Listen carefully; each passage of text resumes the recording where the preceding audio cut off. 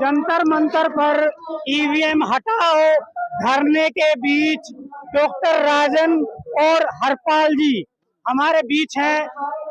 हरपाल जी ये कह रहे हैं डॉक्टर राजन की ईवीएम में गड़बड़ है। देखिए, गड़बड़ तो ये मानते हैं, लेकिन मैं नहीं मानता गड़बड़ है। वो इसलिए नहीं मानता, जिन लोगों का दिमाग चल जाएगा उनके लिए तो ईवीएम में गड़बड़ है ही। अभी डेमो दिखाया आपके सामने गड़बड़ का। नहीं, ऐसा कुछ नहीं है, ये सब ड्रामा है। दिल्ली का चीफ मिनिस्टर 3 बार दिल्ली का चीफ मिनिस्टर बड़ा जब मशीनों में गड़बड़ नहीं थी। तेलंगाना जीते जब गड़बड़ नहीं थी, कर्नाटक जीते जब गड़बड़ नहीं थी। क्या मतलब लोगों को वही आदमी अच्छा लगेगा जहाँ हारोगे। ऐसा भी तो हो सकता है कि 3 राज्य जीत लिए, एक इनको दे दो, जिससे कि ये ना बोले कि ईवीएम में गड़बड़ नहीं है। ऐसा कुछ नहीं है। मैं हरियाणा प्रदेश का रहने वाला हूँ। हरियाणा में दूसरी बार सरकार आ गई, फिर तीसरी बार आओगी। लोगों के बीच में जाओगे तो सरकार आएगी। जब लोगों के बीच में जाओगे ईवीएम में गड़बड़ नहीं है। एकदम सही है कि हमारे सर ने कहा ईवीएम में गड़बड़ नहीं है। हालांकि 2022 में सुप्रीम कोर्ट और उत्तर प्रदेश में PIL नंबर 69/2022 में हाई कोर्ट के डबल बेंचों के जजों ने कहा कि ईवीएम में गड़बड़ है, और फिर भी सर कह रहे हैं कि ईवीएम में गड़बड़ नहीं है। तो इसका मतलब सर के दिमाग में गड़बड़ है, और उस दिमाग के गड़बड़ी का कोई इलाज ही नहीं।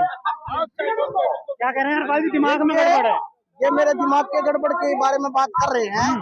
इनकी वो दुकानदारी बंद होगी जैसे उत्तर प्रदेश में मुलायम का लड़का और मुलायम गुंडा राज करता था, ठप्पे ठप्पे ठप्पे ठप्पे मारता था। आज उत्तर प्रदेश एक मुक्त शासन प्रदेश राज्य हो गया है। अब इन लोगों की वहाँ दुकानदारी बंद हो गई है, इसलिए इन्होंने जंतर मंतर आना पड़ा। क्या कह रहे हैं? ये जिस दुकानदारी की बात करते हैं, इनसे कबूल कराइए कि ये लोग दुकानदारी चला रहे हैं, कबूल करवाइए। अरे इस लोकतंत्र में दुकानदारी की बात करते हो, इस लोकतंत्र के अंदर दुकानदारी की बात होनी चाहिए। हम लोग किसी पक्ष और विपक्ष के नहीं है। हम तो कह रहे हैं कि ये दोनों पार्टियां कांग्रेस बीजेपी चोर है। लेकिन आप बताइए, अगर आप भारतीय हैं, अगर आप इस देश के देशभक्त हैं, तो क्या इस देश के अंदर में गड़बड़ व्यवस्था है या नहीं है? ईवीएम में गड़बड़ है। हाँ। तो पूरा साउथ कांग्रेस कैसे जीत? क्यों नहीं? सुप्रीम कोर्ट का अब बोलिए ना, सुप्रीम कोर्ट गलत कर रही है। सुप्रीम कोर्ट ने कहा गड़बड़ है, मैं कौन होता हूँ बोलने वाला कि गड़बड़ है? सुप्रीम कोर्ट ने कहा गड़बड़ है। कोर्ट को चैलेंज करिए। सुप्रीम कोर्ट हमारी देश की न्यायपालिका है। सुप्रीम कोर्ट हमारे दाता है, हमारे भगवान है, जो उनका फैसला सर्वप्रिय है, इसमें कोई दो राय नहीं।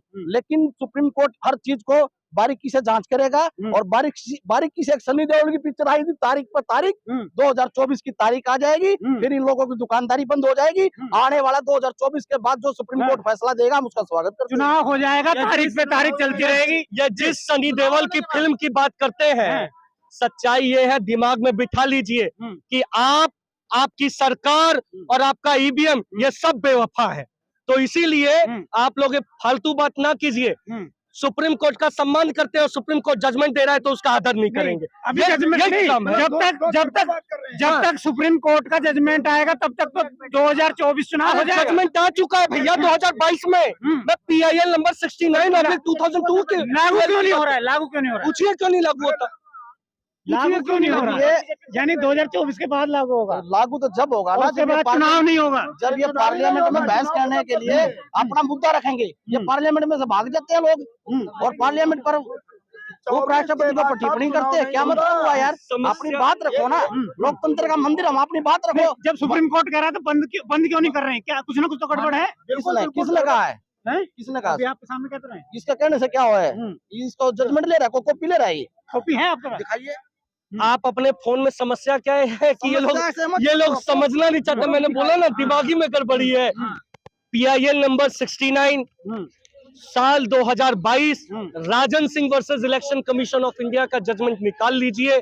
आपको पढ़ना आता होगा। अब समस्या क्या है कि आप लोग पढ़ते ही नहीं है, तो समझ कहाँ से आएगा? हम लोग तो पढ़ने वाले लोग हैं, तो बस हो जाएगा सारा काम। तो कब तक हो जाएगा? आपका पढ़ने का जो तौर तरीका है, उस तौर तरीकों को तुम बदलते क्यों नहीं?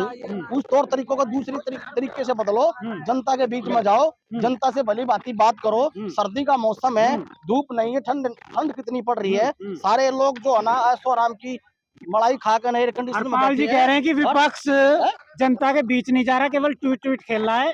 और इस देश की एक ही हकीकत है, सारे मीडिया वाले लोग सुन लीजिए। इस देश की एक ही हकीकत है, आज जो लोग सरकार में हैं, इनकी बात से सहमत हैं? आज इस देश के अंदर में यही हकीकत है। और दिखा दीजिए, मैं साक्षात प्रूफ दिखा रहा हूँ। इस देश का जो विपक्ष है, इस देश का जो विपक्ष है और जो हम जैसा युवा है, नौजवान है, वो आज पेट पिचका है और ये लोग खूब माल खा खा के दबाए हुए हैं। यही हकीकत है, इससे ज्यादा कह नहीं सकता। माफ कीजिए, क्योंकि सच ये है कि अंधभक्तों से बोलना ये बिल्कुल बिल्कुल बिल्कुल पाप है। और मैं तो राम के वंश का हूँ, इसीलिए हम लोग तो साफ कह रहे हैं, इन लोगों ने बहुत अच्छा काम किया। भगवान राम का मंदिर बनवा दिया। भगवान राम का एक सवाल का जवाब दे दीजिए कि विपक्ष जनता के बीच क्यों नहीं जा रहा, केवल सोशल मीडिया पे? अरे भैया, हम विपक्ष है ही नहीं ना, हम भारत के लोग हैं। हम एक हमारे शकल पे लिखा है विपक्ष। इस देश का युवा हूँ मैं, इस चीज को समझिए। बेरोजगार युवाओं की दर्द को आप विपक्ष नाम दे देंगे।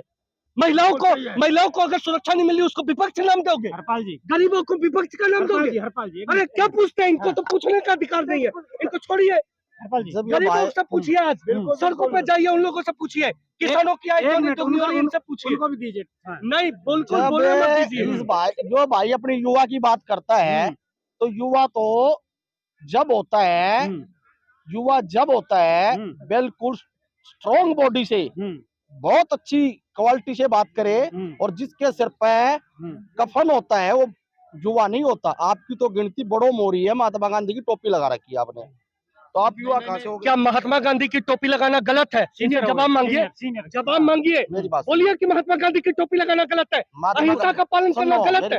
इस देश में हम महात्मा गांधी को मानते हैं, आप नहीं मानते हो, ये आपकी कमी है। इस देश को, मेरे खून को निकालिए, इस खून में महात्मा गांधी की खुशबू मिलेगी आपको। पुजारी है ना। देखिए, जब महात्मा गांधी का हमने सम्मान नहीं किया, अपमान तो नहीं किया। जब महात्मा गांधी सम्मानित अपना गमछा सारी चीज लेके चलते हो, आप ये मत कहो जब तिलक लगा रहे हो, टोपी पहन रहे हो, कि मैं युवा हूँ। युवा का भविष्य यहाँ युवा नहीं है। युवा तो अपना 8 घंटे काम करता है, रोजगार इतने खुले हैं देश में, सब रोजगार करके और अपना घर जाते हैं। ये तो बेरोजगार बता रहे, बेरोजगारी फैली है। कौन बेरोजगार है? समस्या ये है, इन्हें गांधी की टोपी से नफरत है, चाइनीज टोपी से प्यार है, सारी समस्या ही यही है। तो जिनको भारतीय टोपी से नफरत है, गांधी टोपी से नफरत है और चाइनीज टोपी से प्यार है, उन लोगों से क्या पूछ के अपना समय बर्बाद करना। इस देश को छोड़िए, इस देश को हम लोग संभाल लेंगे साहब। अरे हम लोग वो नहीं है साहब, खुदीराम बोस देखिए मुझ में, 19 साल का युवा, जब देश के अंदर अंग्रेजों का इतना बड़ा शासन था, वो अंग्रेजों के खिलाफ फांसी पे चढ़ा, और जब फांसी पे चढ़ा तो मादरे वतन के लिए मरा वो। भगत सिंह को देखिए, 23 साल का भगत सिंह, फांसी है फंदे पर, और उसके बाद अंग्रेज पूछते बता तेरी क्या आखिरी ख्वाहिश है, तो वो कहता है भारत माता की जय, इंकलाब जिंदाबाद, मादरे वतन जिंदाबाद, भारत माता की जय। आप इन लोगों से पूछते हैं जो गांधी की टोपी को नफरत का टोपी पहनाते हैं और चाइना की टोपी से प्यार करते हैं, उन लोगों से क्या बात करते हैं साहब? क्या करें? देखिए, ये चाइना का विरोध कर रहा है, ठीक है, चाइना का विरोध करना स्वाभाविक बात है। जब देश में कोरोना काल आया था, तब तुम चाइना से दवाई मांग रहे थे ना। सुन ले मेरी बात, तेरी जेब में भी फोन चाइना का, कपड़े भी चाइना के, टी शर्ट भी चाइना का। ऐसा नहीं है, ये देश का व्यापार मंडल है, देश अपना व्यापार करता है, वो किसी की भी चीज पहन सकता है, पैसा और दाम देता है वो खुद देता है। मैं राम भक्त हूँ और सरेआम कह रहा हूँ, अच्छा लगे तो और बुरा लगे तो, राम का भारत है और अखंड भारत से प्यार है, मुझे कोई चाइना से प्यार नहीं है। चाइना से प्यार है तो वहीं चले जाओ, यहाँ मत रहो। ठीक है, डिबेट को यहीं बंद करते हैं, नहीं तो आगे गुत्थम गुत्था हो सकती है, और लाइव चैनल पे फिर डिबेट कराएंगे। धन्यवाद।